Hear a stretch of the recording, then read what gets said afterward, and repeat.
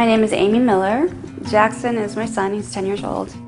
He was born with a very rare form of mitochondrial disease.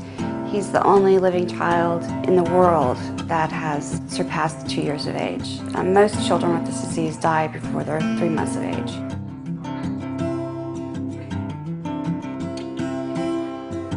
Shortly after Jackson was born, probably within a couple of hours, I had a call from the NICU. He had been transferred from the regular nursery into the NICU. She called me and she said, "I don't know what to do. I don't know what's going on." He seemed to have some sort of respiratory distress, but his lungs were fine. They were fully developed.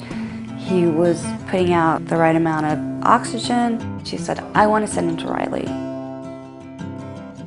The metabolic doctor that was on call that day, she immediately looked at him, knew that he had some sort of metabolic disease. Thankfully, she was on duty when Jackson came there. She jumped in, took over his care, said he's got to have this, this, and this, and I want it done now. We went to San Diego on April 1st to do testing and get him on a trial drug called DCA. The DCA was helpful, but it was causing other problems. One of the specialists determined that a liver transplant would rectify that problem.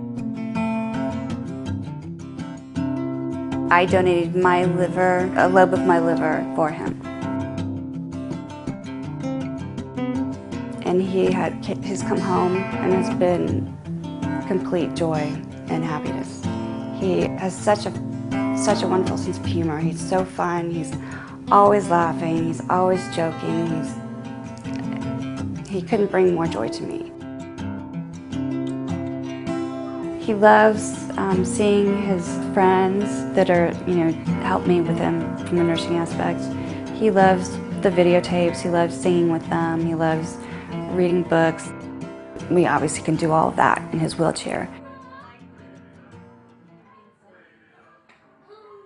It used to be so easy to take care of him. It used to be so fun to take care of him. And now he's so big that I can't just pick him up and carry him into the kitchen and sit him on the counter while I try to get his medicines ready. It's very taxing physically to move him at all. I'm just not physically strong enough. It's really sad for me because we used to be able to play so much easier, and he does like to rough and tumble, and he does like me to hold him. In fact, the most I can do is get him in and out of his bed to his wheelchair, and that's just really, for his quality of life, it's not enough. We do have a lift, but we can't use it because it doesn't fit through the hallways, it doesn't fit through the door jambs.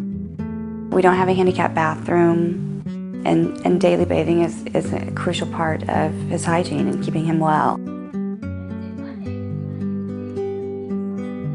One aspect of the disease is that Jackson is temperature intolerant. If we walked out and it was 90 degrees outside, our bodies would compensate that to some degree. His is not able to do that. So keeping him warm in the wintertime is very important. This house in particular, because of all the windows, the bigness of it, the insufficient insulation, it's very hard to keep it warm in here. And so we have to crank the heat as high as we can, and then we have to bundle him. In the summertime, it's hard to keep this main area cool. So in the hottest parts of the summer, in the afternoon, he generally does have to go back in his bedroom. We weren't able to get a handicap van for him last winter, but that oftentimes doesn't work. I have an attached garage, but we have 2 problems. One, there's not enough room to make a ramp, and 2, the handicap van is very, very tall. Obviously, I don't want him in the rain and the snow and the cold, and we don't have a way around that. So if it's pouring down rain, we still have to take him out in the pouring down rain to get him into the van.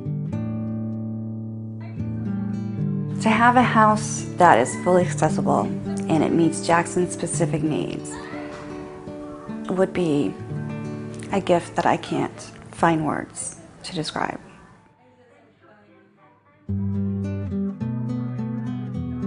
All of my friends and other people think, oh my gosh, how do you do it? It must be so hard. Well, I'm not doing anything. I'm just being a mom. It's not a big deal for me to get his medicine or get his formula any more than it is for my friends to make breakfast, lunch, and dinner for their kids and a snack in the afternoon. It's really not that different.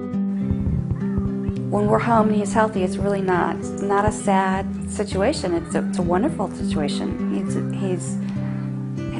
He's always been such an amazing blessing to me, and I've always been so thankful for him. And I've always felt like the luckiest mom in the world.